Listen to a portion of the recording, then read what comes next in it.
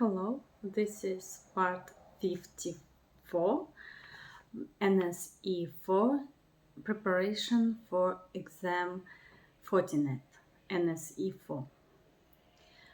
By default, IPv4 and IPv6 policies are combined into a single consolidated policy.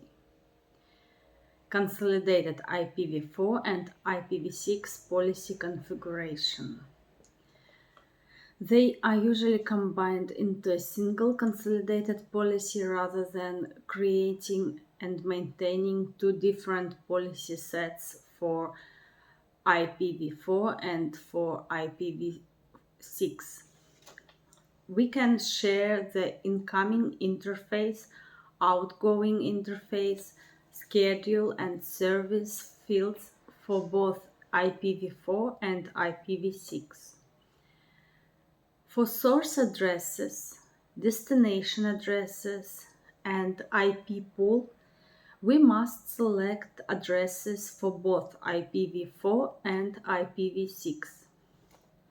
While configuring a consolidated firewall policy, we can configure a policy with IPv4 source address, IPv4 destination address, and IPv4 IP pool without specifying any IPv4 references. We can also configure the policy with the same behavior for IPv6. However, if we want to combine IPv4 and IPv6, we must select both IPv4 addresses and IPv6 addresses in the source and destination address fields in the firewall policy. The IP version of the sources and destinations in the policy must match. For example, a policy cannot have only an IPv4 source and IPv6 destination.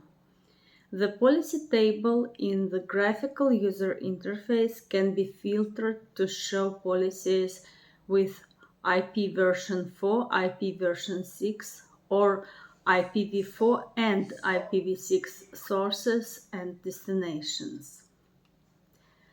Note that by default, IPv6 option is not visible in the policy table on the graphical user interface. We must enable IPv6 on the feature visibility page. And there is a knowledge check for this chapter, configuration of firewall policies. To configure firewall policy, you must include a firewall policy name when configuring using the CLI or GUI. And the correct answer is graphical user interface. To configure a firewall policy, we must include the firewall policy name when configuring using the graphical user interface. Question 2. What is the purpose of applying security profiles to a firewall policy? Options: to allow access to specific subnets, or to protect your network from threats and control access to specific applications and URLs.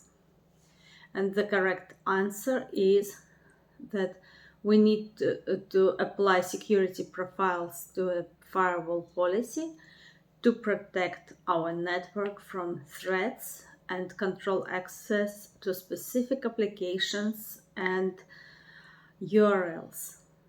Thank you. See you in the next video. It will be about firewall policy maintaining. Thank you.